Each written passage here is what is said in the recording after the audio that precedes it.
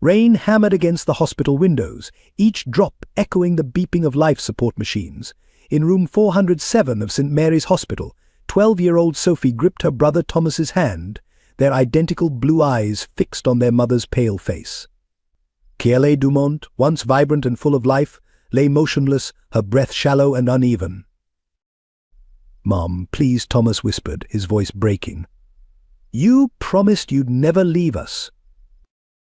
Sophie remained silent, her jaw clenched tight against the tsunami of emotions threatening to break free. The doctors had explained it: clinically internal bleeding, severe trauma, minimal chances. But how could mere words describe watching your whole world slip away? Through the window of the ICU, a man stood in the shadows of the corridor, his expensive suit at odds with his disheveled appearance. Robert Durant's hands trembled as he watched his children, the twins he'd never acknowledged, the family he'd abandoned. He'd followed them for years from afar, sending anonymous donations to Kiele through various channels, but never finding the courage to face them.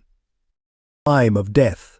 9:47 p.m., the doctor's voice cut through the rain's rhythm. Sophie's scream pierced the hospital corridor, a sound of pure anguish that would haunt those who heard it for years to come. As nurses rushed in, Robert slipped away, his cowardice winning once again over love. But this time his retreat would set in motion a chain of events that would shake the foundations of the Durant family forever. In his mansion across town, Paul Durant, industrial magnate and Robert's estranged father, received a cryptic message: "She's gone."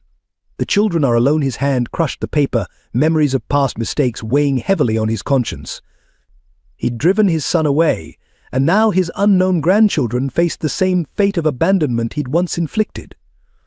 Back in the hospital, Sophie held Thomas as they huddled together on the cold floor, their world shattered beyond recognition. "I'll never let anyone separate us," she promised fiercely, unaware that forces beyond their control were already in motion. Above them, through the rain-streaked window, the lights of New York City blinked indifferently, while somewhere in that vast metropolis, two men, father and son, wrestled with decisions that would either heal or destroy what remained of their broken family. The world was about to discover that sometimes the deepest wounds are inflicted by those closest to us, and the path to redemption is paved with both sacrifice and forgiveness. For Sophie and Thomas, this was not just the night they lost their mother. It was the beginning of a journey that would test the very bounds of family, love, and forgiveness. New York City 2025. The contrast between wealth and poverty had never been more stark than in the stretch between Fifth Avenue and East Harlem. The Harrison House Orphanage stood as a stark reminder of this divide, a weathered brick building wedged between luxury condominiums that seemed to scrape the sky. Inside one of the orphanage's shared rooms, Sophie sat by the window, watching the privileged world outside with sharp, observant eyes. The room itself told the story of America's forgotten children: 6 beds with thin mattresses, metal lockers that had seen better decades, and walls painted in what Mrs. Martinez called institutional beige, but was really just the color of resignation. 3 blocks away, the Durant Tower cast its shadow over the neighborhood, its gleaming glass facade a monument to the success of Paul Durant's business empire. The same empire that Robert Durant had walked away from 12 years ago, choosing love over legacy only to abandon both in the end. The neighborhood itself was changing, like most of Manhattan. Small businesses that had served the community for generations were being replaced by artisanal coffee shops and boutique fitness studios. Mrs. Martinez often said that even poverty was being priced out of New York.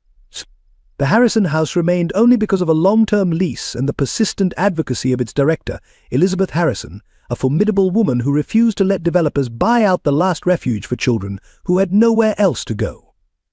For Sophie and Thomas, Harrison House represented both shelter and prison.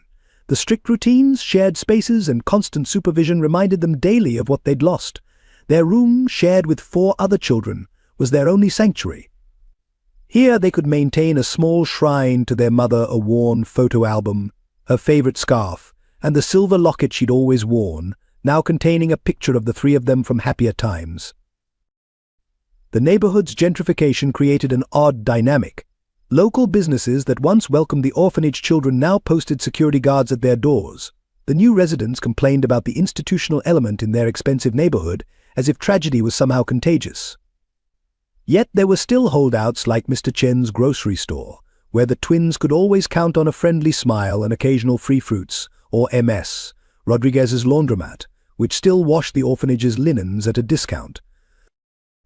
This was the world Sophie and Thomas navigated daily, a world of stark contrasts and subtle cruelties, where their mother's absence felt more acute with each passing day.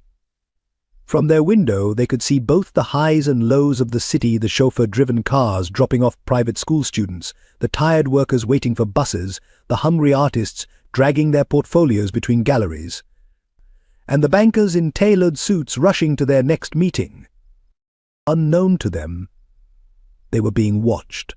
From his office in Durant Tower, Paul Durant had instructed his security team to keep an eye on his grandchildren, while somewhere in the city, Robert Durant taught at a public school under an assumed name, carrying the weight of his choices like a hidden wound. At 12 years old, Sophie Durant had already mastered the art of emotional fortress building. She moved through Harrison House with a calculated grace, her long dark hair pulled back severely, her school uniform always impeccable despite its second-hand nature. Where other children her age sought comfort, she sought control. Her teachers called her remarkably mature, but Mrs. Martinez recognized it for what it was, armor forged in the furnace of loss.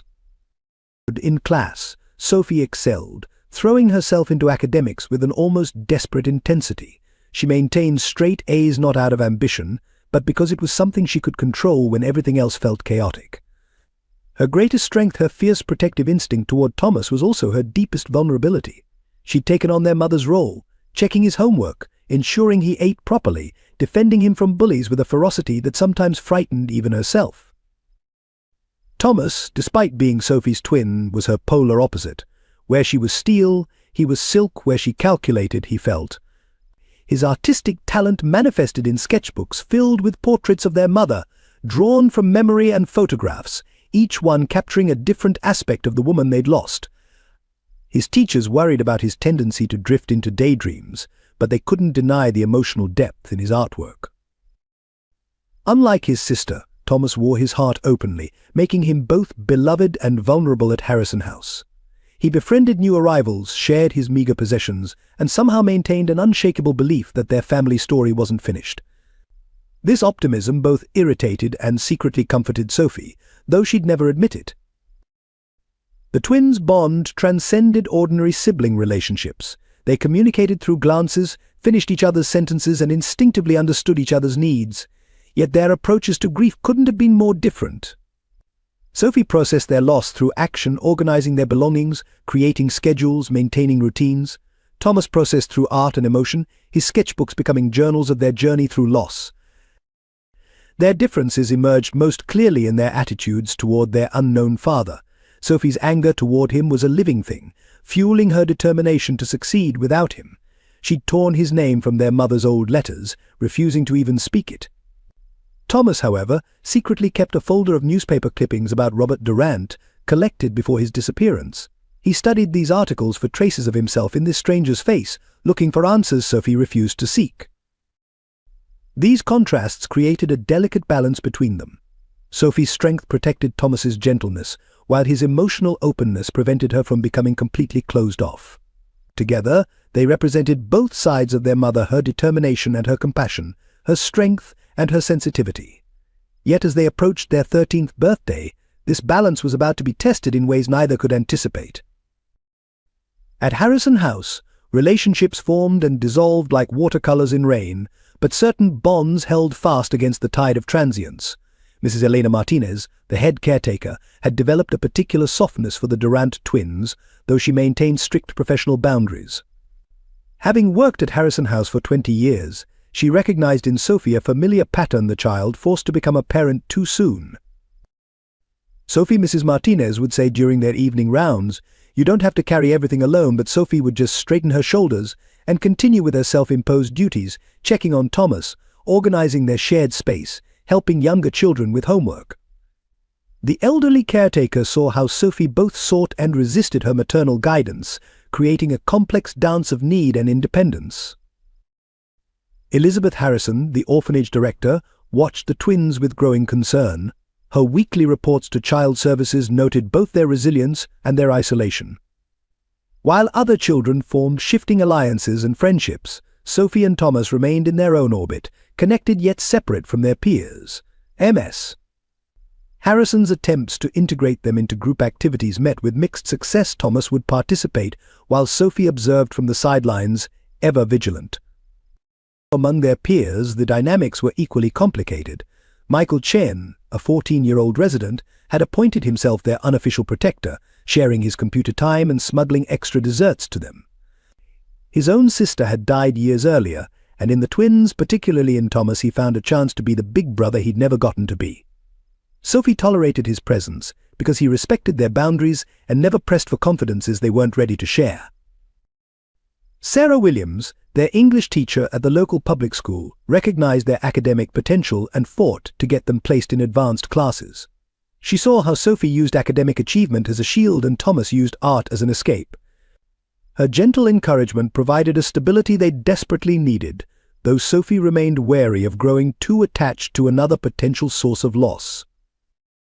In the background, unseen but ever present, Paul Durant's influence manifested through anonymous donations to Harrison House, specifically earmarked for educational programs and facility improvements.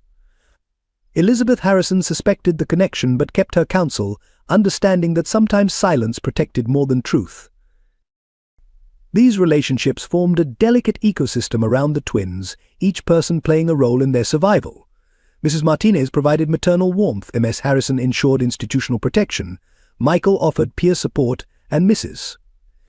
Williams nurtured their talents. Yet all of them recognized that the twins' strongest relationship remained with each other and the memory of their mother.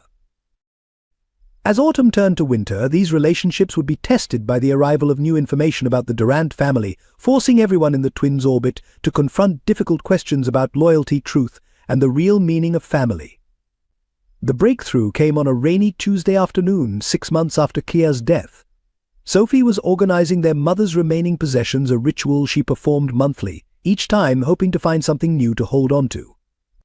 In a hidden compartment of their mother's old jewelry box, she discovered a bundle of letters, yellowed with age and tied with a faded blue ribbon. Thomas, she called softly, her hands trembling. Her brother looked up from his sketchbook, immediately sensing the gravity in her voice. Together, they sat on Sophie's narrow bed, the letters between them like a bridge to their past. The first letter was dated 12 years ago, written in their mother's elegant handwriting. My dearest Robert, I know your father's ultimatum has placed an impossible choice before you. But there's something you need to know. I'm carrying our children. Sophie's hands clenched, crumpling the paper's edges. Thomas gently took it from her, continuing to read. Twins, the doctor says. I want you to be part of their lives, to know the joy of feeling them kick, to share in the miracle we've created. Your father's threats mean nothing compared to the love we could share as a family. Letter after letter revealed a story they'd never known. Their mother's desperate attempts to reach Robert. His father's intervention. The private investigators hired to keep them apart. The final letter, never sent, dated just weeks before Kia's death, carried a different tone. They ask about you, though Sophie pretends not to care. Thomas draws pictures of what he imagines you look like. I've protected them from the truth for so long, but they deserve to know their history, their heritage. The Durant name belongs to them as much as it belongs to you. Sophie stood abruptly, pacing the small room. He knew, she whispered, her voice sharp with betrayal. He knew about us all along, and he still stayed away. Thomas remained seated, clutching a photograph that had fallen from between the letters, a younger version of their mother standing beside a handsome man with their own blue eyes, both smiling at some forgotten joke.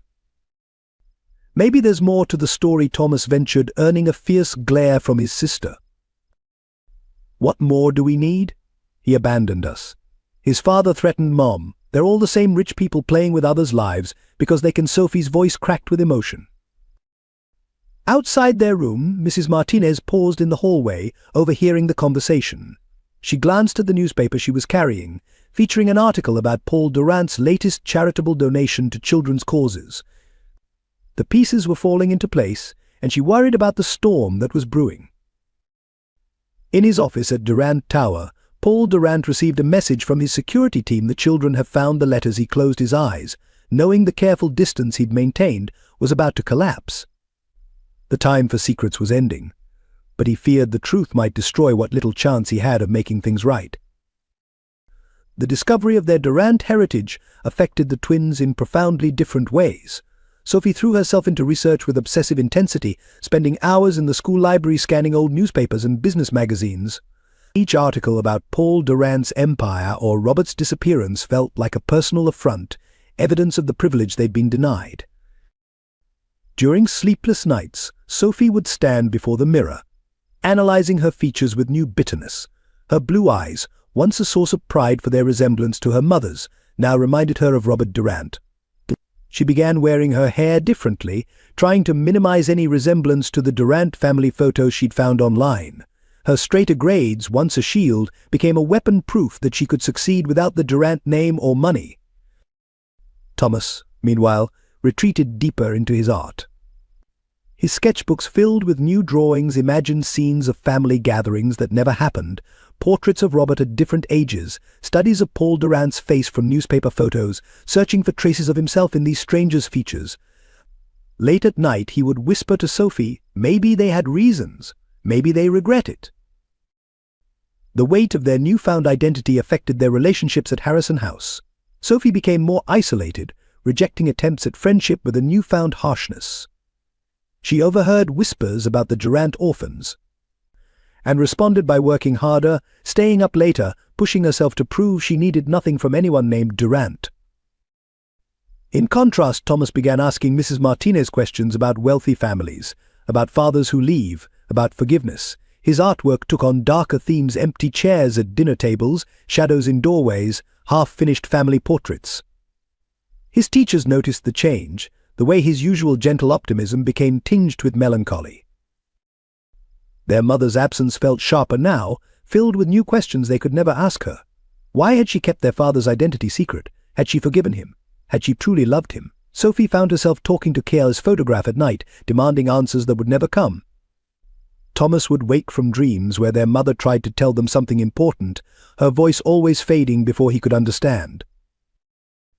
The knowledge of their heritage created a subtle strain between the twins for the first time in their lives. Sophie's anger clashed with Thomas's yearning for connection, creating silences where there had always been understanding.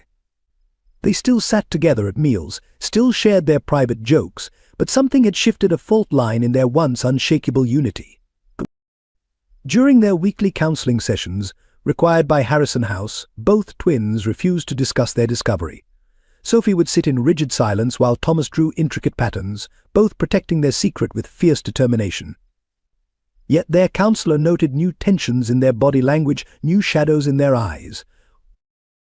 The Durant blood in their veins had become both a burden and a mystery, forcing them to question not just their identity, but their understanding of love, family, and belonging. The tension between Sophie and Thomas finally erupted one evening in their shared room at Harrison House. Thomas had been working on a new drawing of family portrait that included Robert and Paul Durant alongside themselves and their mother. When Sophie saw it, something inside her snapped. "Stop trying to create a family that doesn't want us," she said, her voice cutting through the quiet room. "They're not some lost relatives waiting to be found. They're people who chose, every single day for 12 years, to pretend we didn't exist." Thomas carefully set down his sketchbook, his voice quiet but firm. "Mom always said there are two sides to every story. Maybe they didn't know how to find us. Maybe Grandfather Durant threatened them, like the letters said." "And that makes it okay," Sophie demanded, pacing the small space between their beds.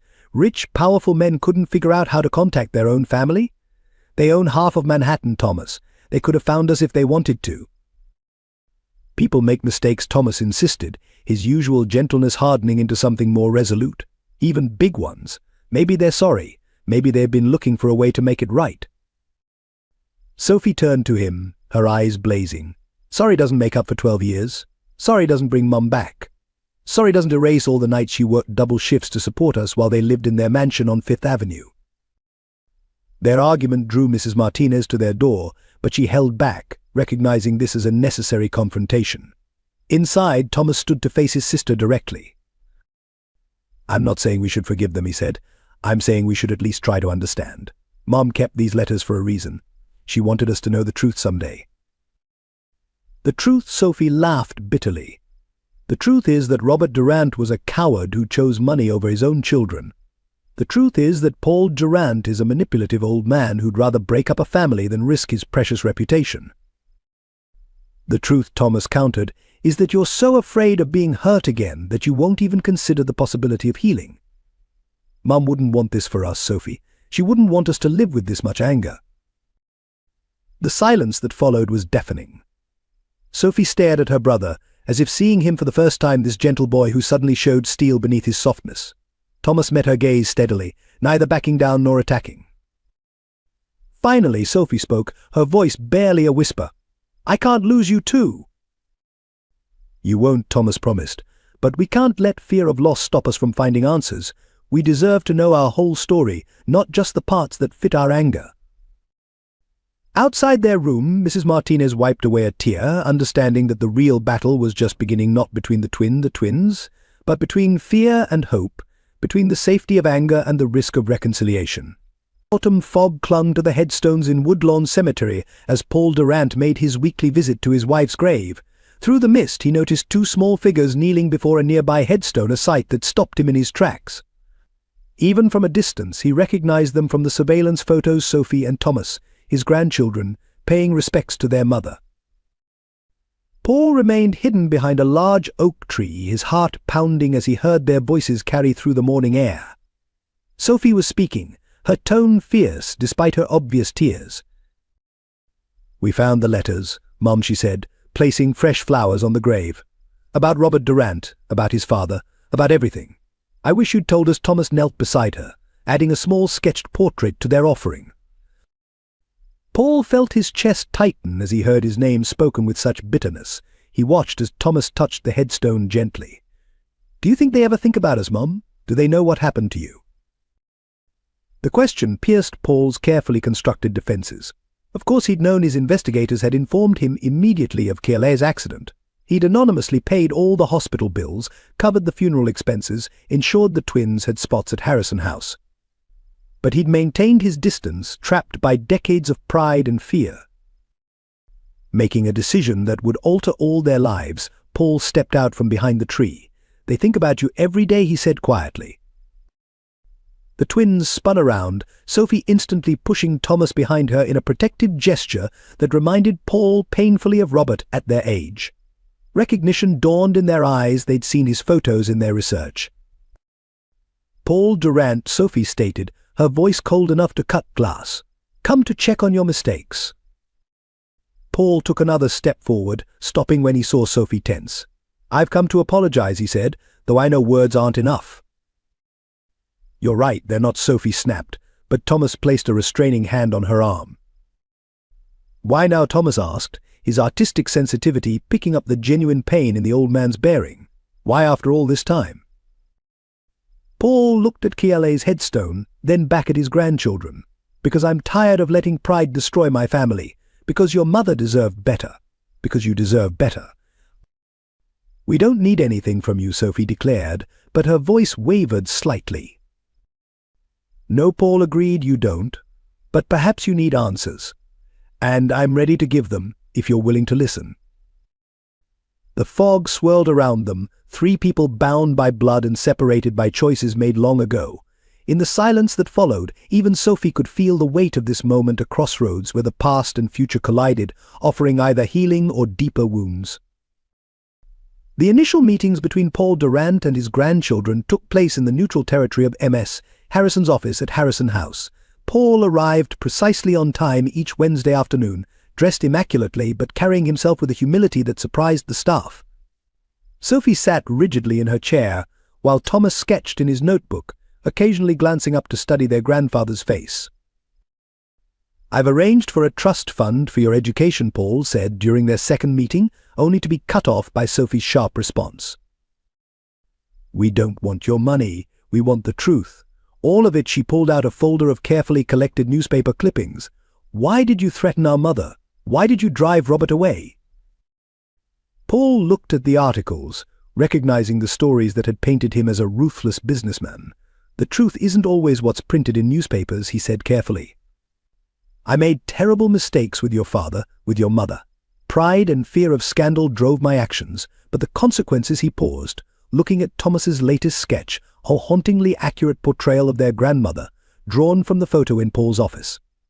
The consequences were far worse than any scandal could have been.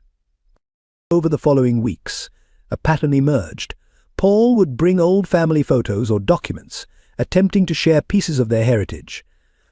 Sophie would counter with pointed questions about the past, while Thomas absorbed everything silently, his sketchbook filling with images that bridged the gaps in their family history. Mrs. Martinez observed these meetings with cautious optimism, noting how Paul never pushed when Sophie retreated into defensive silence, how he took genuine interest in Thomas's artwork, how he listened more than he spoke. But she also saw the internal struggle in Sophie, the way she fought against her own curiosity, her desire to know more about her father's family. The breakthrough came unexpectedly during their fifth meeting. Paul had brought a music box that had belonged to their grandmother. She used to play this for Robert when he was small, he explained, winding the delicate mechanism. As the familiar melody of Moon River filled the office, Thomas suddenly spoke. "Mum used to hum this to us," he said quietly, "every night before bed." Paul's hands trembled on the music box. "Margaret, your grandmother must have sung it to Kelly too," he realized aloud. "They were closer than I knew." Sophie's carefully maintained wall cracked slightly. "Tell us about her," she demanded, then added more softly, "please." For the first time, the conversation flowed naturally as Paul shared stories of Margaret Durant's kindness, her love of music, her secret support of KLA even after Robert left. Sophie remained guarded, but her questions became less accusatory, more searching. Thomas drew as Paul spoke, creating a visual history of the grandmother they'd never known. Yet beneath this progress lay deeper currents of unresolved pain. Paul still hadn't addressed Robert's disappearance, and Sophie hadn't forgiven the years of abandonment. The trust being built was as fragile as the antique music box, its melody both a bridge and a reminder of all they'd lost. The evolving relationship between Paul Durant and his grandchildren manifested in unexpected ways as autumn deepened into winter.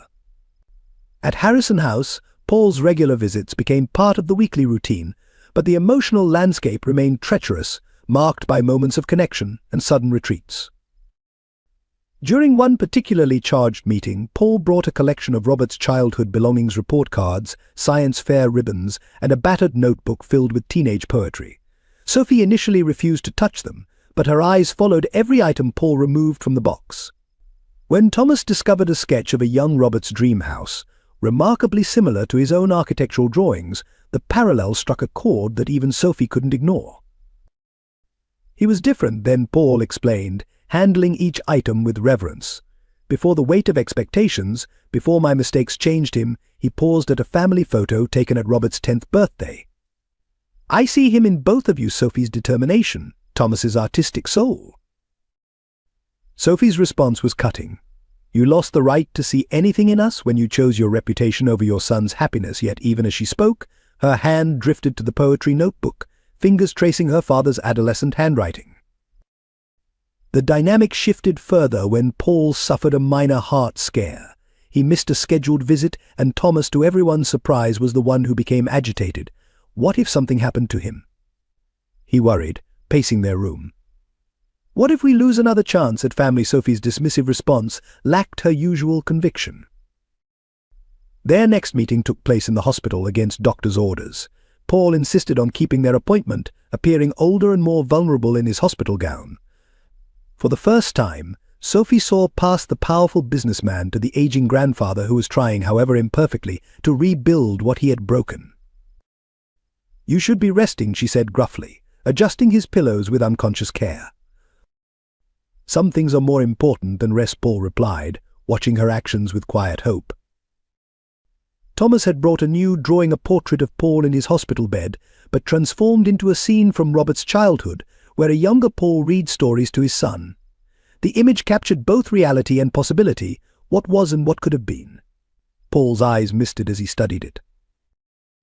"You have your father's gift for seeing beneath the surface," he told Thomas, then turned to Sophie, "and his courage to stand up for what you believe in, even against me." The moment hung between them, fragile as spun glass. Sophie's usual defenses wavered as she recognized the genuine admiration in Paul's voice. "Thomas." ever sensitive to emotional undercurrents, began a new sketch capturing this subtle shift in their family's dynamics. Yet beneath these growing connections lay the unspoken question of Robert's absence. Each small step toward trust was shadowed by the larger betrayal that had shaped their lives. Paul knew that true healing couldn't begin until they addressed this central wound, but he feared the truth might shatter the delicate bridges being built. The truth emerged through an innocent discovery in Paul Durant's private study.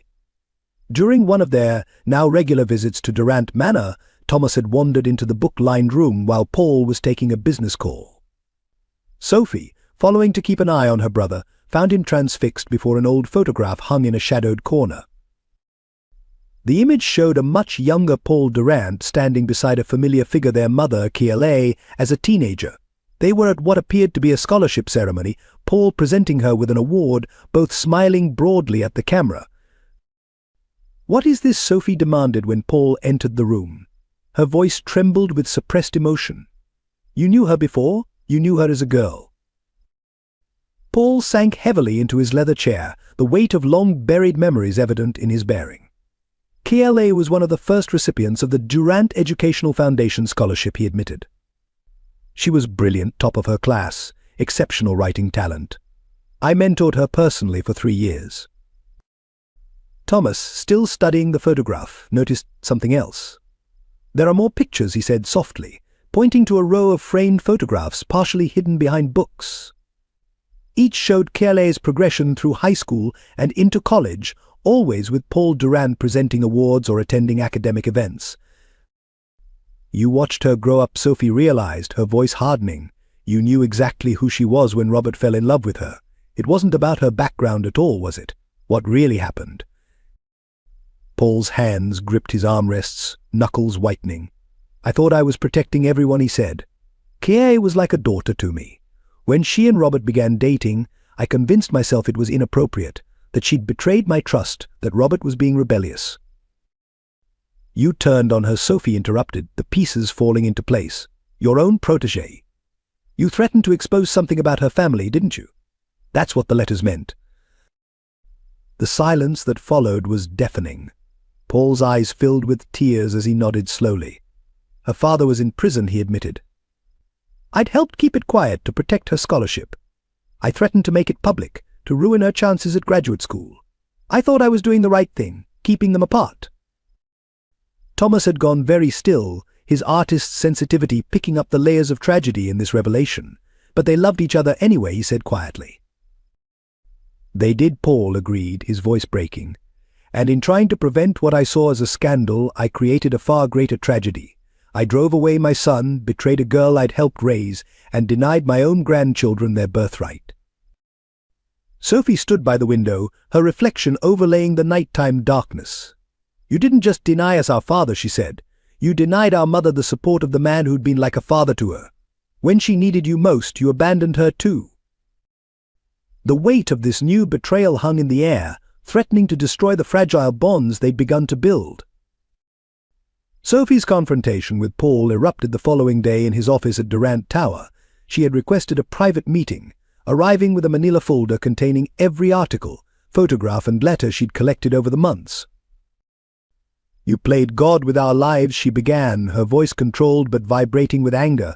"You weren't just a disapproving father or a prejudiced businessman. You were the architect of our entire tragedy." Paul sat behind his mahogany desk, looking older than she'd ever seen him. "Sophie, I've admitted my mistakes." "Mistakes?" She slapped the folder down, photographs spilling across his desk. "You mentored our mother for years. You knew her struggles, her dreams, her potential. She trusted you. And then you used that trust, used her deepest vulnerabilities against her." Sophie picked up one photograph, Kiele receiving the Durant Scholar of the Year award, Paul's hand on her shoulder, both beaming at the camera. "Did you feel anything when you threatened her? When you promised to destroy everything she'd worked for?" "I felt fear," Paul admitted quietly. "Fear of scandal, fear of losing control, fear of my son making what I thought was a terrible mistake. Fear makes us cruel, Sophie." Fear. Sophie's laugh was bitter. Mom lived with real fear. Fear of not making rent. Fear of her children going hungry. Fear of her past being exposed. But she never let that fear make her cruel. She paced the office, gesturing at the wealth surrounding them.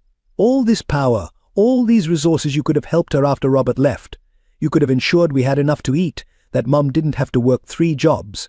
Instead, you watched from a distance as she struggled. Paul stood, moving to interrupt, but Sophie held up her hand. I'm not finished. You talk about redemption, about making things right, but how do you make right years of deliberate cruelty? How do you compensate for a mother working herself to exhaustion? For birthdays spent alone? For the look in Mom's eyes every time we asked about our father? Her voice broke slightly, but she pressed on. You didn't just separate 2 young lovers. You didn't just punish your son's defiance. You condemned 2 innocent children to a life of poverty and uncertainty. You forced a dedicated mother to carry burdens alone that should have been shared by family. Paul's face was ashen. If I could change the past. But you can't, Sophie interrupted. You can't give us back our childhood. You can't give Mum back her life. You can't erase the nights Thomas cried himself to sleep, wondering why his father didn't want him. She gathered the photographs, her hands trembling. Your money can't fix this. Your influence can't make it right. The only thing you can give us now is the complete truth about everything. The silence that followed her words was absolute. Outside the office windows, New York continued its relentless pace, unaware of the emotional devastation occurring 50 stories above its streets. The weeks following Sophie's confrontation with Paul brought profound changes to the Durant family dynamic. The carefully constructed bridges between grandfather and grandchildren seemed to crumble, replaced by a raw honesty that was both painful and necessary. At Harrison House, Thomas retreated into his art with renewed intensity. His drawings took on a darker edge. Portraits of Paul now showed the weight of guilt in his features, while sketches of their mother emphasized her solitude, her quiet strength in adversity. When Ms. Harrison inquired about the change in his work, Thomas merely shook his head, unable to verbalize the complexity of his emotions. Paul's response to the confrontation manifested in unexpected ways. He began the painstaking process of documenting everything, every decision, every action, every consequence of his choices over the years. His office filled with timelines, correspondence, and financial records, all meticulously organized for Sophie and Thomas to examine. He's trying to punish himself, Mrs. Martinez observed to Ms. Harrison, watching Paul's stooped figure leaving the building one evening. But perhaps that's necessary for real healing to begin. Sophie, having unleashed years of repressed anger, found herself in unfamiliar emotional territory. The satisfaction of confronting Paul was overshadowed by a deeper pain, the realization that their family's tragedy had been orchestrated, not by fate, but by conscious choices. During their mandatory weekly meetings, now supervised by a family therapist, the atmosphere shifted from cautious optimism to profound discomfort. Paul answered every question with brutal honesty, no matter how difficult. He revealed how he'd tracked Claire's struggles over the years, how his pride had prevented him from helping, how he'd justified his actions through a lens of protecting the Durant legacy.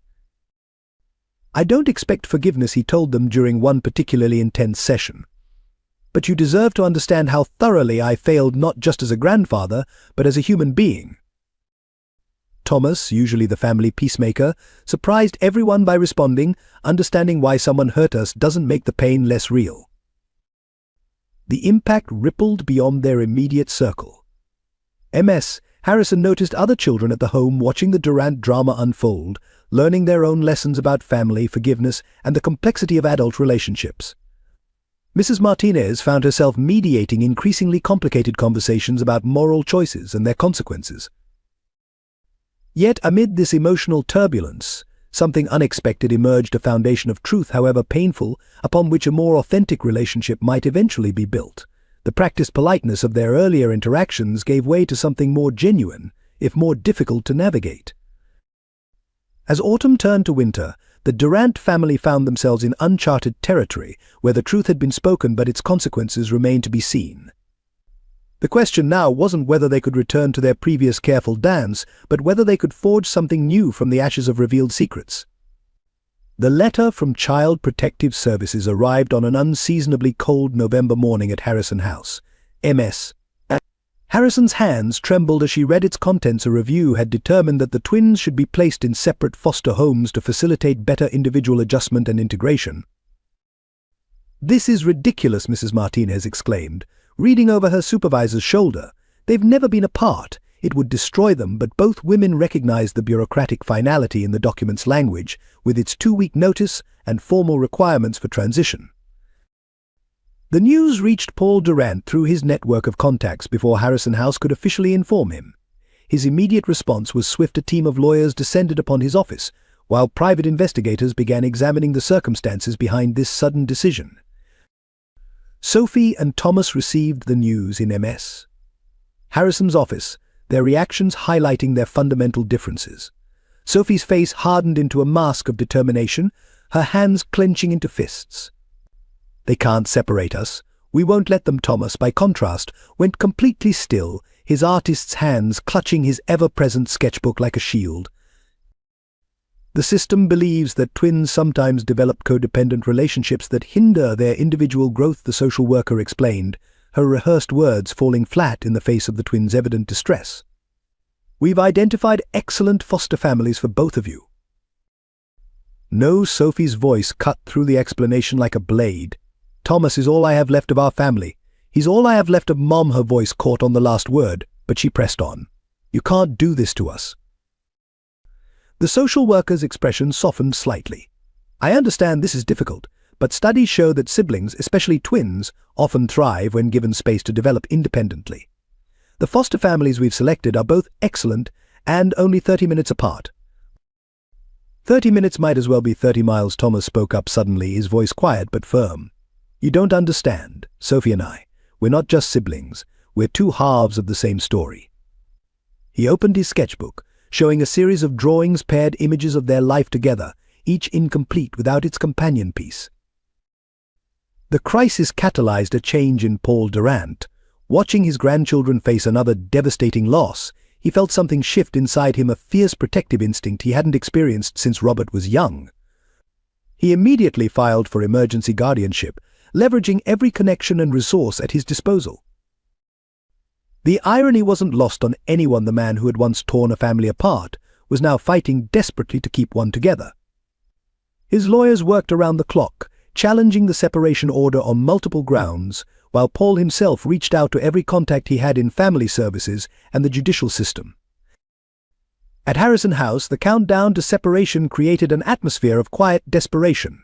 Sophie and Thomas spent every possible moment together, as if trying to store up memories against the approaching darkness. Thomas filled page after page with portraits of his sister, while Sophie memorized every detail of their shared routines, their private jokes, their silent understanding.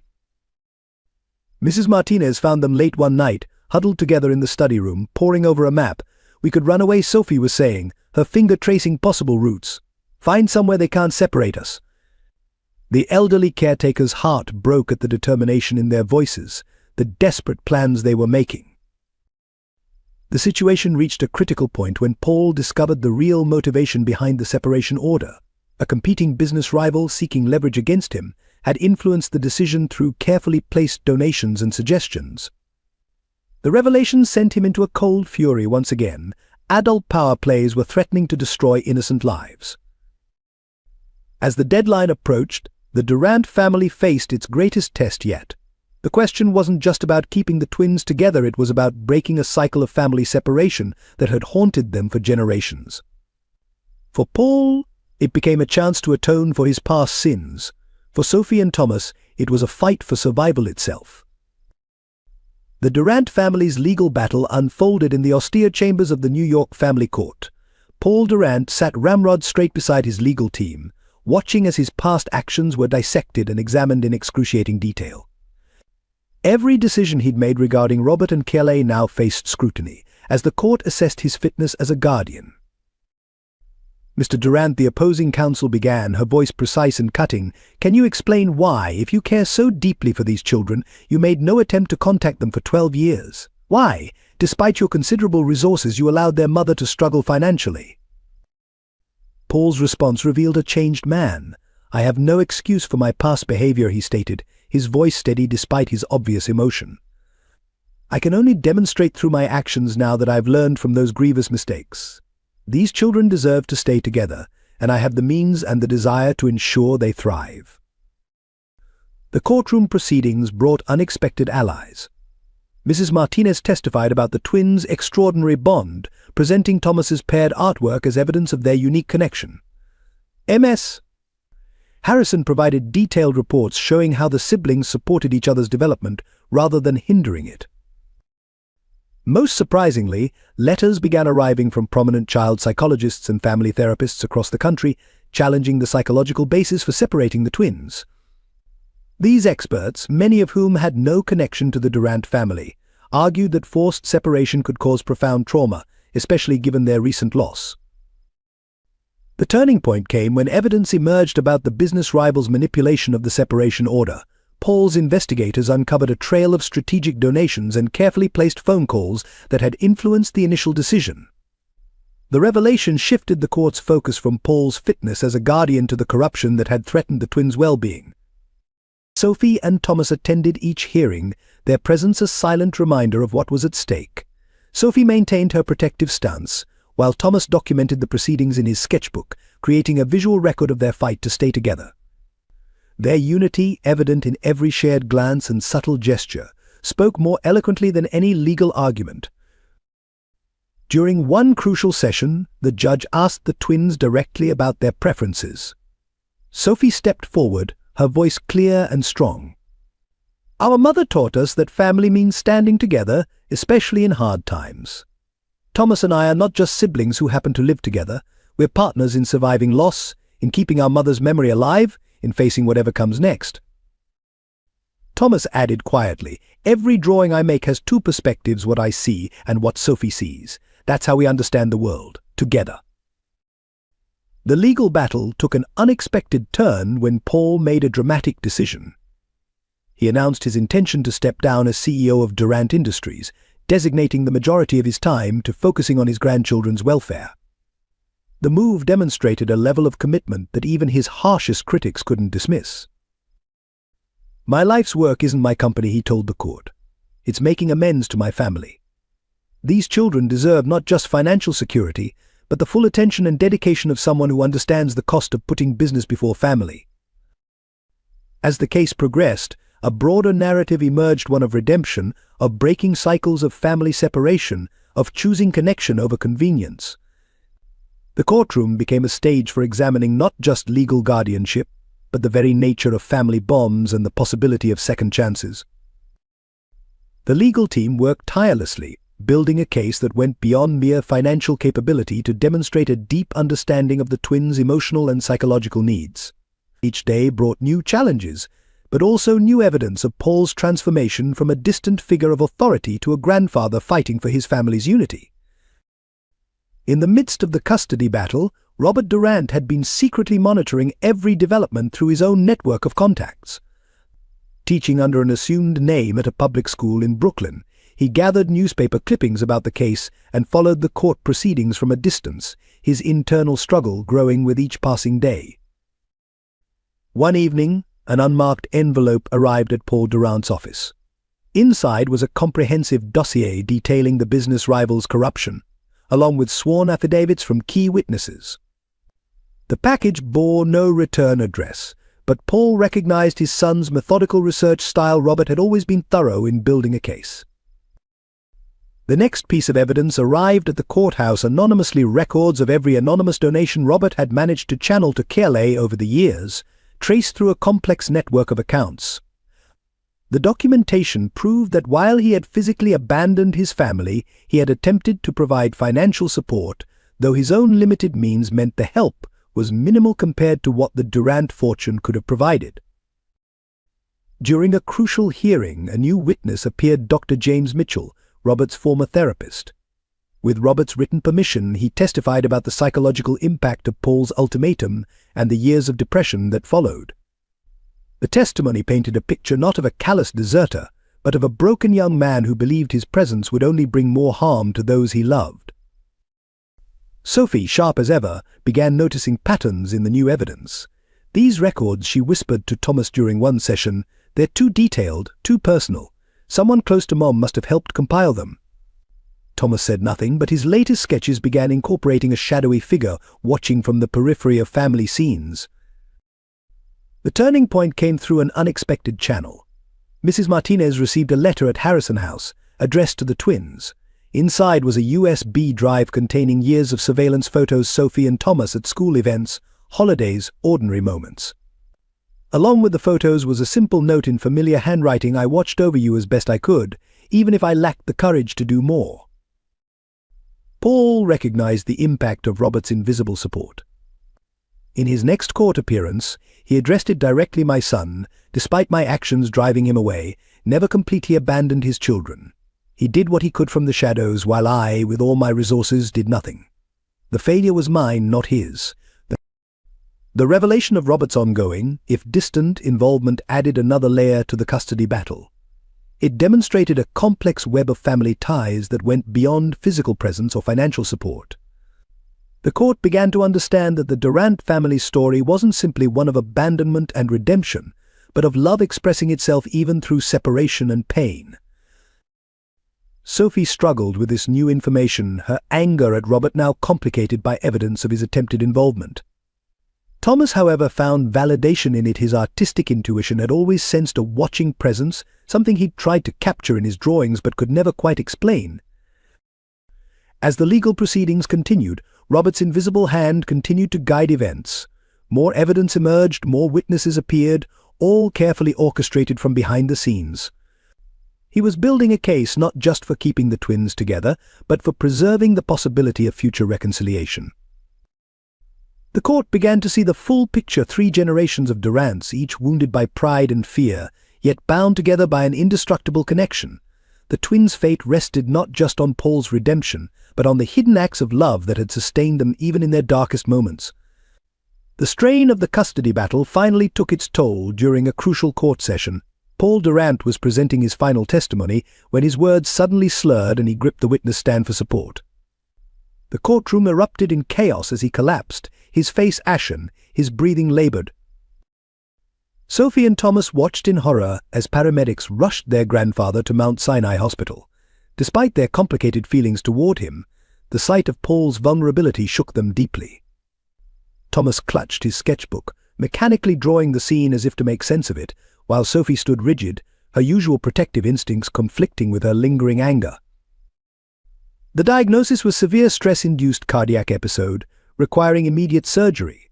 As Paul was rushed into the operating room, his legal team huddled with Harrison House staff, discussing contingency plans. The timing couldn't have been worse. The custody decision was pending, and Paul's incapacitation threatened to undermine everything they'd fought for.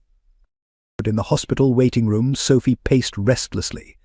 "This doesn't change anything," she insisted to Thomas, but her voice lacked conviction. "We can't let his health problems manipulate us into forgetting what he did." Thomas looked up from his sketchbook, where he'd been drawing Paul's face as it had appeared in court, not the powerful businessman, but a tired old man trying to make amends. "What if holding on to anger is as destructive as what he did to Mom and Dad?" he asked quietly. The surgery lasted 6 hours. During that time, something shifted in the twins' perspective. They observed the hospital staff's reactions to the Durant name not with the usual deference to wealth, but with genuine respect.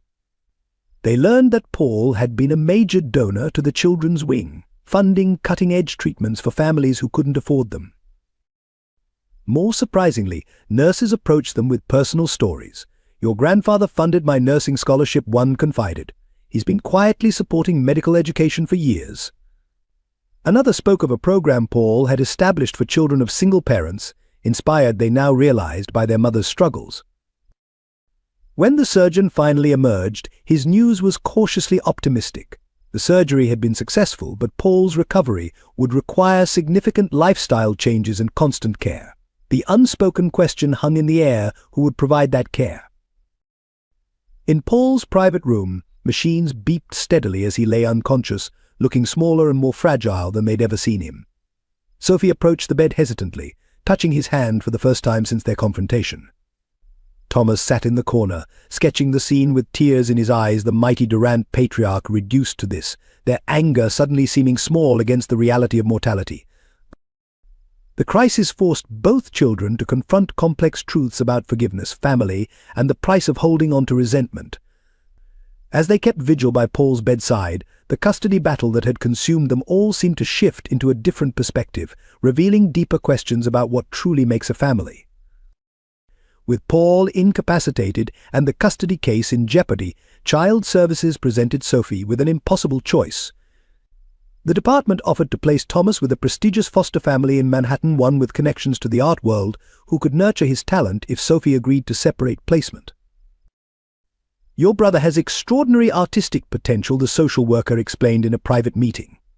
"The Lawrences have connections with several art schools, and their previous foster children have all received scholarships, but they can only take one child." Sophie sat in Ms. Harrison's office, the weight of the decision pressing down on her. She thought of Thomas's growing portfolio, his dreams of art school, the way his talent had sustained them through their darkest days. The Lawrences could offer him opportunities that even Paul's wealth couldn't guarantee: legitimate connections in the art world, mentorship, a path to his dreams. That evening, Sophie watched Thomas sketching by Paul's hospital bedside. His drawings had taken on a new dimension during their grandfather's illness, capturing not just images but emotions: Paul's vulnerability, the family's tension, the shadow of uncertainty over their future. She recognized with painful clarity that his art wasn't just a hobby, it was his voice, his way of processing the world. Making her decision, Sophie requested a meeting with the social worker and Ms. Harrison. "I'll agree to separate placement," she stated, her voice steady despite her breaking heart. "But I have conditions. Thomas isn't to know I had a choice. Let him believe it was the department's decision. And I want weekly visits, not monthly." "Ms. Harrison protested. "Sophie, you don't have to sacrifice your relationship with your brother. We can fight this," but Sophie shook her head, years of protecting Thomas crystallizing into this final act of love. "Mom always said our talents were gifts to be nurtured," Sophie explained, fighting back tears. "Thomas has a gift that could change his life. I won't be the one to hold him back." The paperwork was drawn up discreetly. Sophie threw herself into researching the Lawrences, ensuring they were everything the social worker claimed. She documented Thomas's medication schedule, his favorite foods, the warning signs of his anxiety attacks, creating a manual for his new foster parents. The night before the scheduled separation, Sophie sat on Thomas's bed, watching him sleep. She memorized every detail of his face, knowing that their daily rituals of shared meals and whispered conversations would soon end. In her hand, she clutched a letter she'd written explaining her decision, to be delivered years later when Thomas was old enough to understand. "I promise I'll find a way back to you," she whispered, touching his hair gently. "But first you need to become who you're meant to be." In Paul's hospital room the next morning, monitors beeped steadily as Sophie prepared to tell her brother about the department's decision. She squared her shoulders, drawing on every ounce of strength their mother had taught her, ready to break her own heart to protect his dreams. News of Paul Durant's hospitalization and the twins' predicament spread quickly through their interconnected New York communities, catalyzing an unexpected wave of support that crossed social and economic boundaries. Mrs. Martinez mobilized the Harrison House network first, coordinating with former residents who had aged out of the system. These young adults, many of whom remembered KLA's kindness during her volunteer work, organized a rotating schedule to support the twins. They accompanied Thomas to art classes and helped Sophie maintain her academic commitments while juggling hospital visits. The hospital staff, touched by the family's struggle, made unprecedented accommodations. Dr. Sarah Chen, the cardiac unit's head, arranged for the twins to use an empty office for homework between visits. Nurses quietly extended visiting hours, pretending not to notice when Sophie fell asleep in the waiting room after late-night study sessions. At the twins' school, teachers rallied in their own way. Mr. Peterson, Thomas's art teacher, started coming in early to provide private instruction, helping Thomas prepare a portfolio that could challenge the Lawrences' connections. Ms. Rodriguez, Sophie's English teacher, stayed late to help her craft arguments for the legal proceedings, drawing on her previous experience as a paralegal. Even Paul's business rivals showed unexpected humanity. James Morrison, CEO of a competing firm and a father of twins himself, publicly withdrew his company's opposition to Paul's guardianship petition. "Some battles," he announced to the press, "matter more than business." The most touching support came from unexpected quarters. the elderly Mr. Chen from the local grocery store appeared at the hospital with home-cooked meals, explaining that Kiale had once helped his daughter apply for college. Ms. Watson, the librarian who had given the twins sanctuary during difficult days, organized a letter-writing campaign to the family court judge. Local artists, hearing of Thomas's talent and the threat of separation, arranged a spontaneous exhibition of his work in a small gallery. The show, titled Family Bonds, featured his sketches of Paul in the hospital, Sophie's protective vigilance, and their mother's memory. The proceeds were dedicated to a legal fund for families fighting separation. Sophie, witnessing this outpouring of support, began to understand something her mother had always tried to teach them: family extended beyond blood.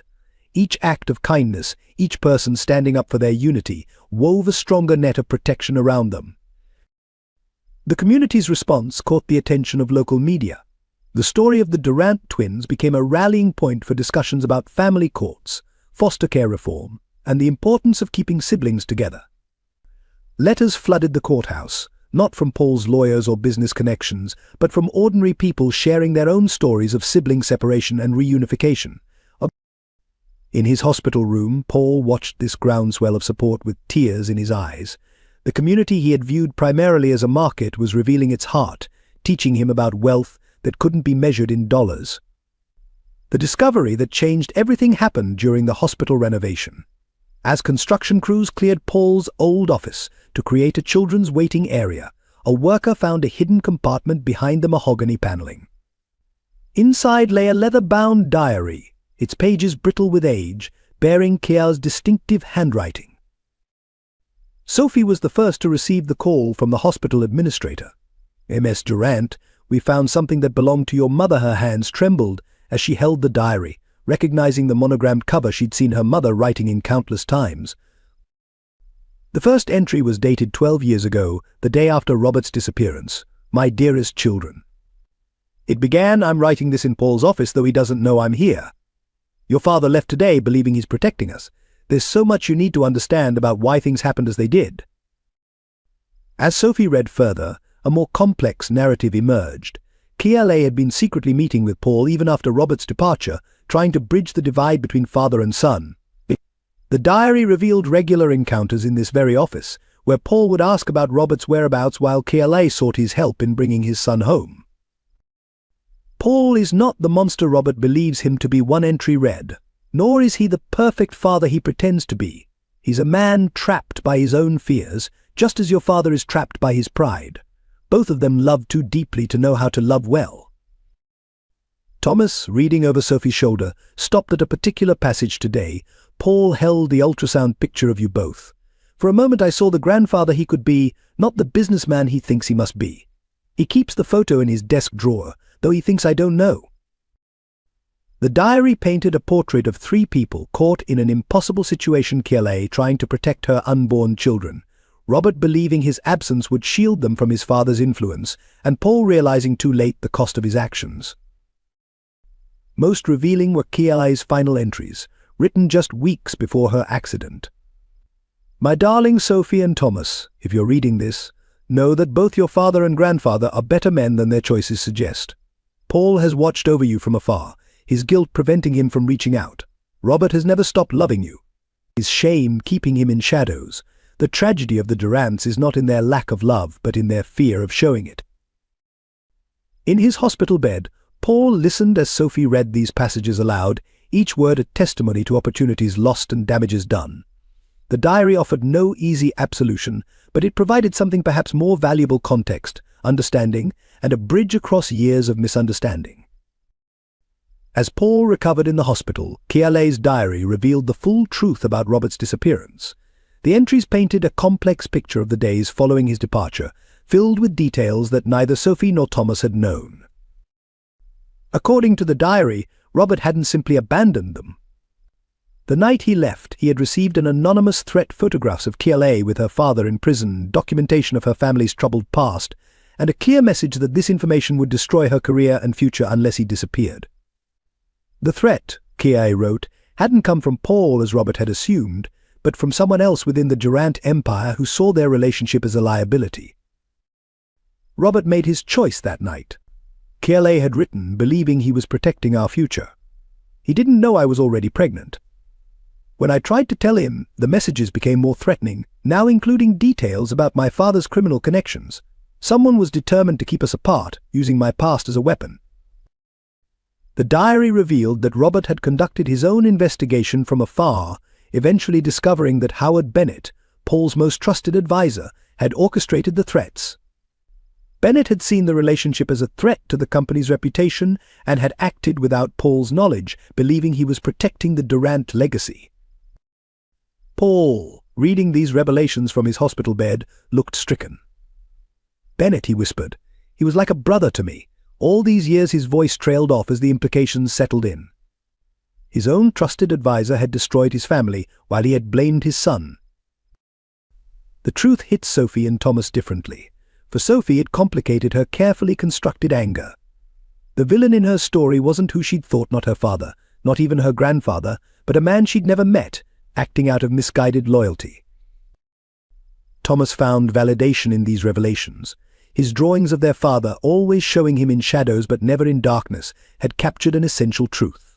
Robert had been present in absence, protecting them in the only way he believed he could. Kiai's final entries revealed one last twist. She had discovered Bennett's involvement shortly before her accident. Her last appointment, the day she crashed, had been with a private investigator who had compiled evidence of Bennett's actions. The folder of evidence had vanished from her car after the crash.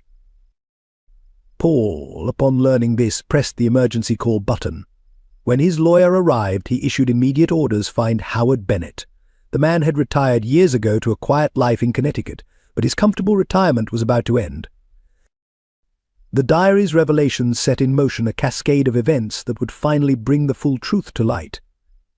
For the first time, all the pieces of their family tragedy aligned, revealing not a simple story of abandonment, but a complex web of loyalty, betrayal and misunderstanding that had torn 3 generations apart.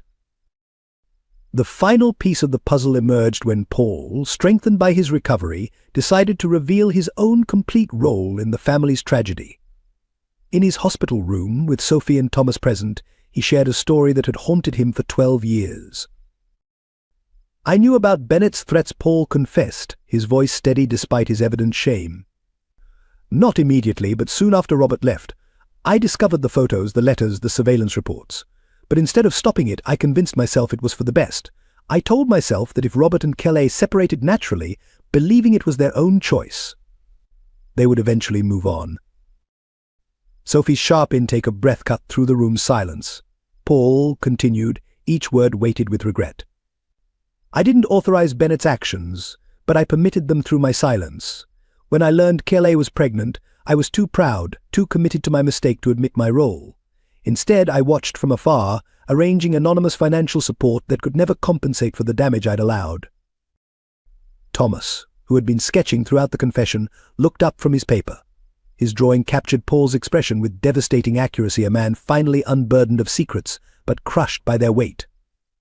"You could have stopped it at any time," he said quietly. "Yes," Paul acknowledged. "Every year, every Christmas, every birthday, I told myself it was too late to fix what I'd broken. I watched Kiale struggle, watched you both grow up from a distance, and convinced myself that revealing the truth would only cause more pain." The revelation of Paul's complicity through inaction cast every previous interaction in a new light.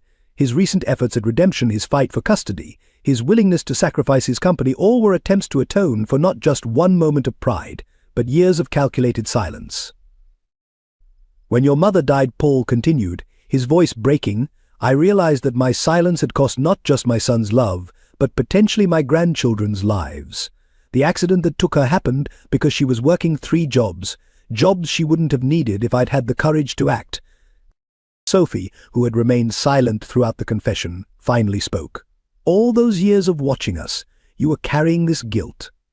Is that why you never approached us directly? Why you waited for us to find you?" Paul nodded, tears falling freely now. "Every time I saw you at school events, at the park, in the city, I wanted to approach you. But how do you tell children that you chose your pride over their happiness, that you watched their mother struggle when you could have helped, that you let another man destroy your family because admitting the truth was too painful?"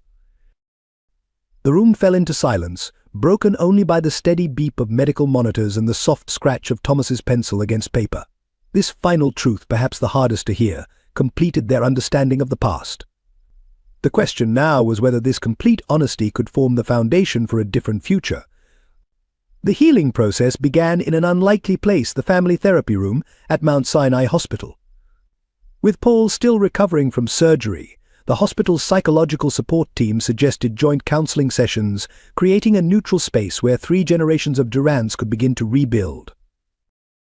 Dr. Rachel Anderson, a specialist in family trauma, guided their initial sessions with careful precision. The first meeting established ground rules that would shape their journey: absolute honesty, no matter how painful, respect for each person's emotional boundaries, and acknowledgement that healing would not follow a linear path. "Each of you carries different wounds," Dr. Anderson explained, observing the family's careful positioning in the room: Paul in his wheelchair, Sophie maintaining physical distance, Thomas sketching in the corner. "Our goal isn't to erase the past, but to understand how it shapes our present choices and future possibilities." The breakthrough came during their third session, when Paul, still weakened from his surgery, asked to address Sophie and Thomas directly.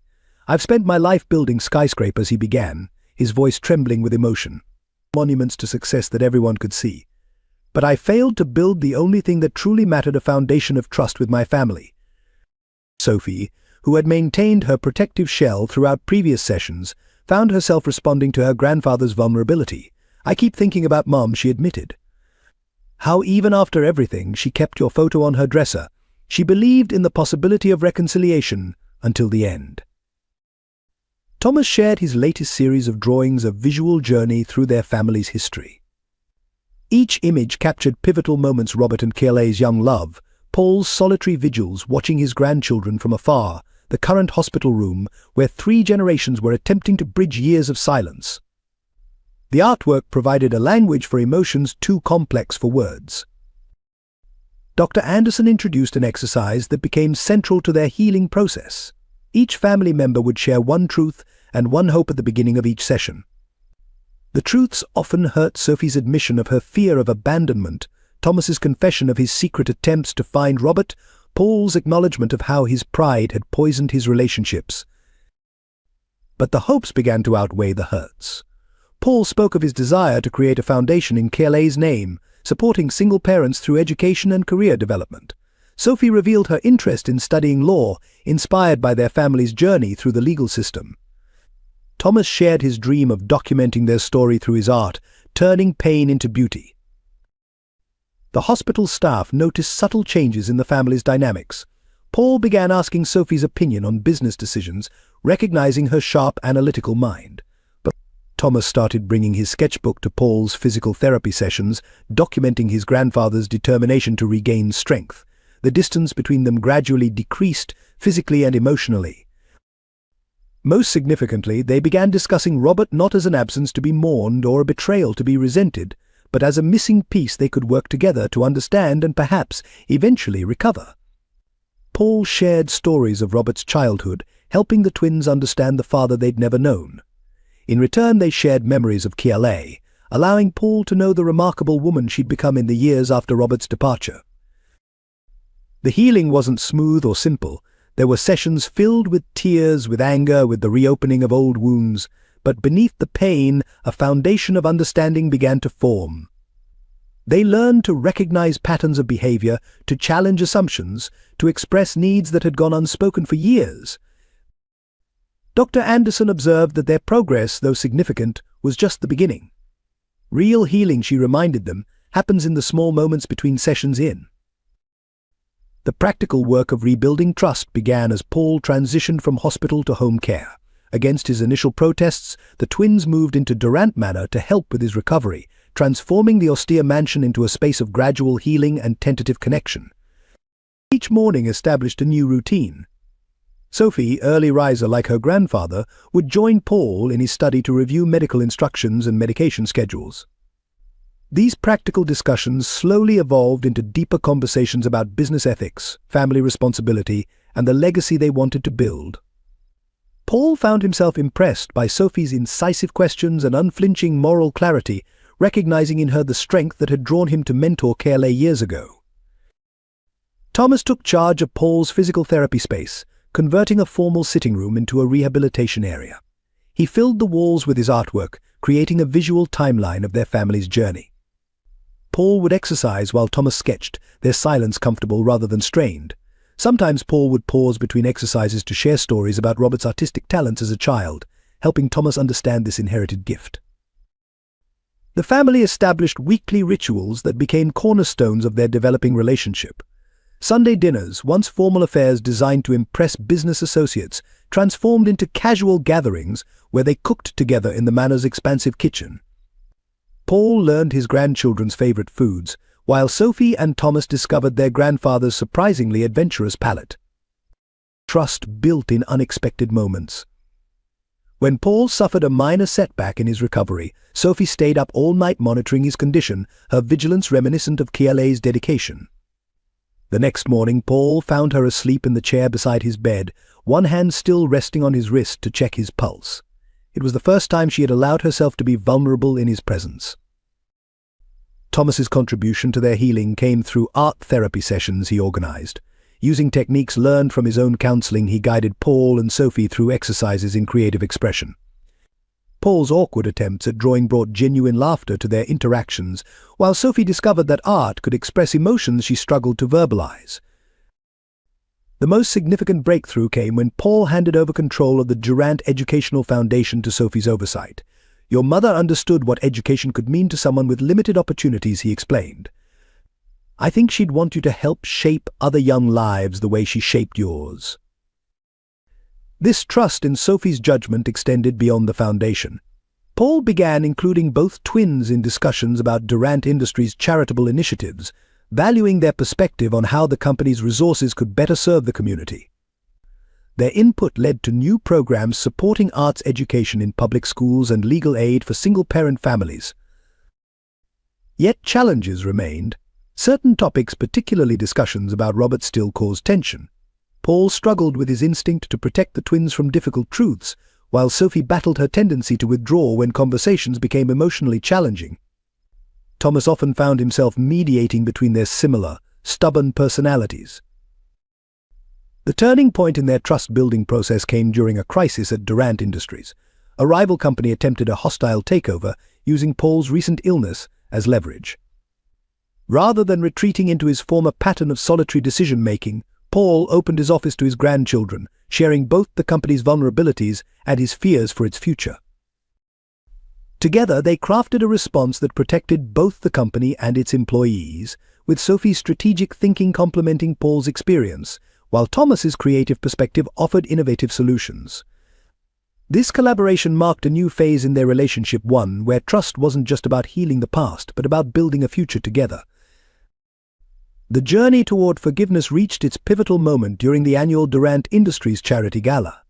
Paul had insisted on attending, despite his still fragile health, and asked Sophie and Thomas to accompany him.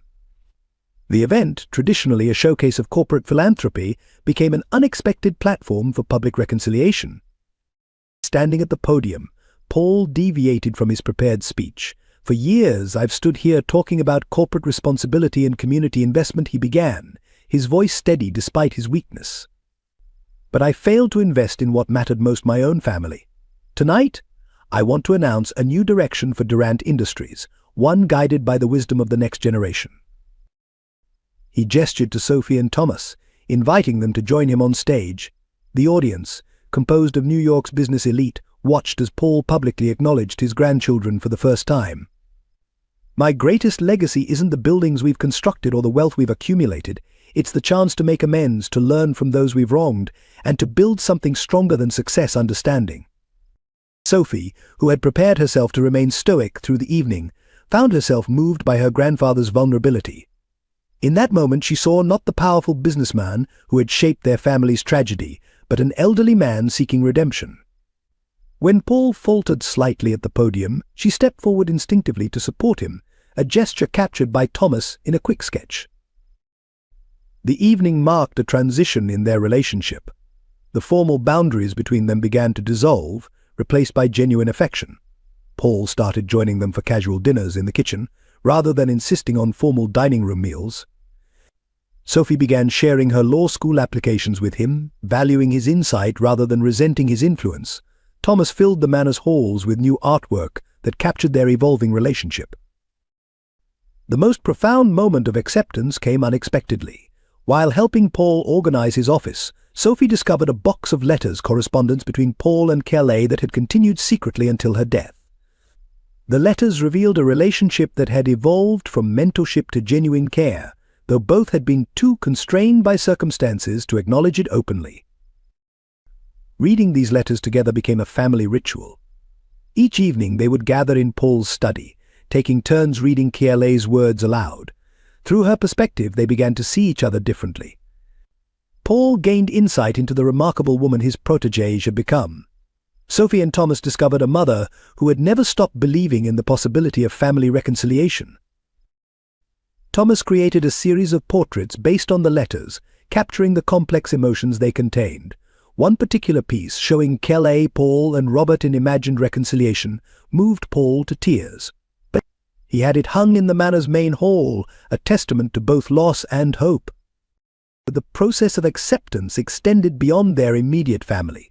Paul began hosting regular dinners for the Harrison House community, acknowledging the role they had played in supporting his grandchildren. Sophie initiated a scholarship program for children of single parents, naming it after her mother. Thomas organized art therapy workshops for young people dealing with family separation. Their healing became a model for others, demonstrating that forgiveness didn't require forgetting, that acceptance could coexist with accountability. The Durant family story, once a cautionary tale of pride and separation, transformed into an example of how broken relationships could be rebuilt through honesty, effort, and the courage to change. 1 year after Paul's hospitalization, the Durant family gathered at their restored family estate to commemorate not just survival but transformation. The mansion, once a monument to corporate success, had been renovated to reflect their healed relationships, with Thomas's artwork adorning walls that had previously displayed only business achievements.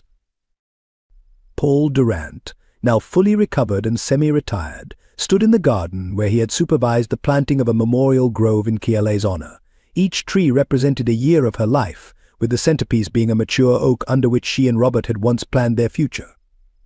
The evening light filtered through the leaves, casting gentle shadows on the gathering of people who had become their extended family. Mrs. Martinez and the Harrison House staff mingled comfortably with Durant Industries executives. The social barriers that had once seemed insurmountable had dissolved in the wake of their shared journey. Elizabeth Harrison, watching Sophie confidently discussing foundation policies with board members, reflected on how far they had all come from those first tense meetings in her office. The celebration took an unexpected turn when Paul called for everyone's attention. Standing beside the oak tree with Sophie and Thomas flanking him, he announced the establishment of the Kelly Durant Center for Family Reunification. The center would provide legal assistance, counseling, and support services to separated families, with a special focus on helping children maintain connections with absent parents. A year ago, Paul addressed the gathering, his voice strong despite his emotion. "I thought legacy meant leaving behind buildings and bank accounts.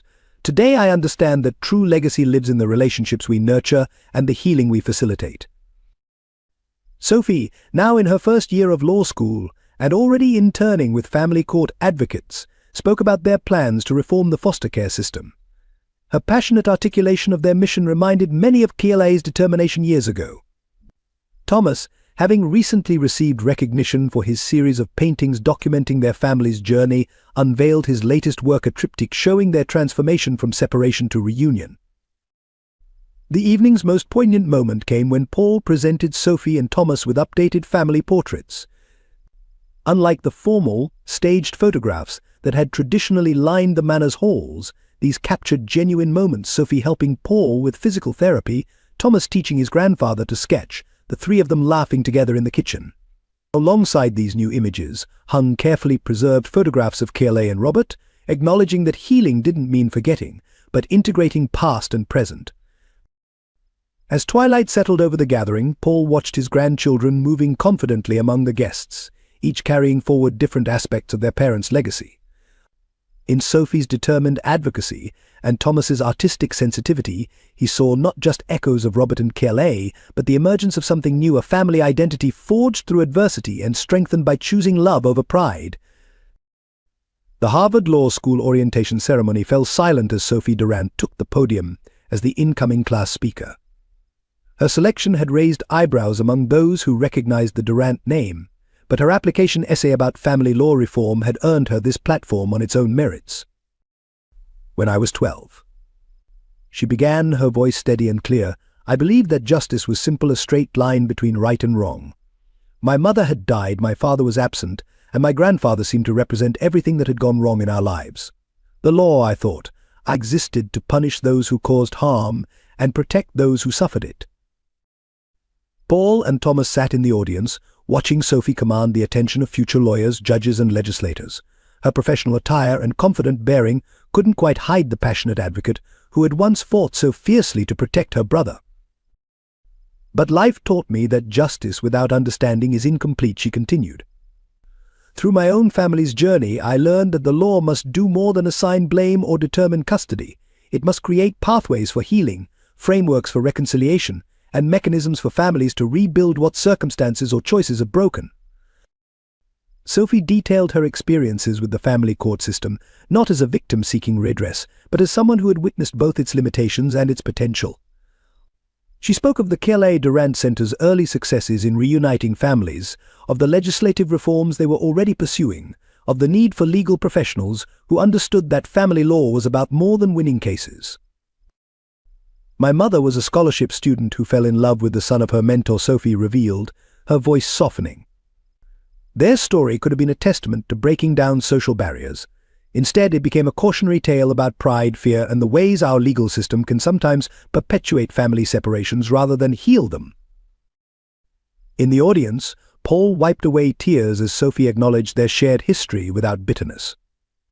Thomas, sitting beside him, captured the moment in his sketchbook, his sister standing tall at the podium, their grandfather moved by her words, the distinguished assembly hanging on every word of a story that was both deeply personal and universally relevant. I stand before you today, not just as a Durant, Sophie concluded, but as someone who has seen how the law can either divide or unite families. My goal in studying law isn't to win cases, but to change how we think about justice in family matters. Because sometimes the most important legal victories aren't won in courtrooms, but in living rooms where families find their way back to each other. The applause that followed wasn't merely polite, it carried the weight of recognition. Sophie had given voice to an aspect of legal practice that transcended traditional notions of winning and losing. As she returned to her seat, several professors were already making notes about involving her in their family law reform initiatives. The final family portrait session took place in Clay's Memorial Grove on a crisp autumn morning. Paul had commissioned a renowned photographer to capture what he called their second chance at family, but it was Thomas's artistic direction that shaped the moment. Instead of the formal, staged compositions that had traditionally marked Durant family milestones, Thomas envisioned something more authentic. He arranged the setting beneath the oak tree where his parents had once dreamed of their future, positioning easels displaying his artwork, chronicling their journey through pain to reconciliation. Paul sat in the center, no longer the imposing patriarch, but a grandfather who had learned to value love over legacy. Sophie stood to his right, her law school acceptance letter framed alongside her mother's scholarship certificate, representing the intersection of past and present. Thomas positioned himself on Paul's left, his latest sketchbook open to show the evolution of their family story. The photographer captured a series of unscripted moments, Paul showing Sophie and Thomas old photographs of Robert as a child, Sophie explaining her latest legal reform proposal, while Paul listened with genuine interest, Thomas sketching quick portraits of them all. Each image reflected the natural warmth that had replaced their former tension. The most poignant moment came when Mrs. Martinez arrived with a surprise, a recently discovered photograph of Kelly, Robert, and Paul together at a Durant Foundation event years before the conflicts began. As they studied the old image, the photographer caught their spontaneous reactions, Sophie's hand reaching for her grandfather's, Thomas's thoughtful gaze, Paul's tears of recognition. The final portrait, selected unanimously by the family, wasn't the most technically perfect shot. Instead, they chose one that captured them in mid-conversation, their faces animated with genuine emotion. Paul was gesturing as he shared a memory. Sophie was laughing despite herself, and Thomas was adding quick sketches to his ever-present notebook. Behind them, through the branches of Kiale's oak tree, sunlight created a natural halo effect. This image, now hanging in the manor's great hall, told the story of a family that had learned that perfection matters less than authenticity, that healing doesn't erase scars but gives them meaning, that love can bridge even the widest gaps created by pride and fear. Beside it hung Thomas's final triptych of their journey, the first panel showing their fractured beginnings, the second depicting their confrontation with truth, and the third illustrating their hard-won unity. Together, the photographs and paintings testified to the possibility of redemption, the power of perseverance, and the profound truth that family bonds, though tested by circumstance, can emerge stronger for having been broken and carefully, lovingly rebuilt. As Paul often remarked, while showing visitors these images, our family portrait isn't just about who we are now. It's about who we were, who we've become, and most importantly, who we choose to be for each other every day forward. What do you think about this powerful story of family redemption? We'd love to hear your perspective on how pride and fear can tear families apart, and how forgiveness and understanding can bring them back together. Have you experienced similar challenges in rebuilding broken family relationships? Share your thoughts in the comments below.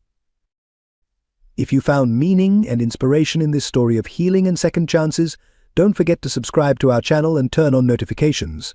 We share touching stories of family reconciliation, personal growth, and the triumph of love over pride every week. Join our community of readers who believe in the power of forgiveness. Every story of healing deserves to be shared.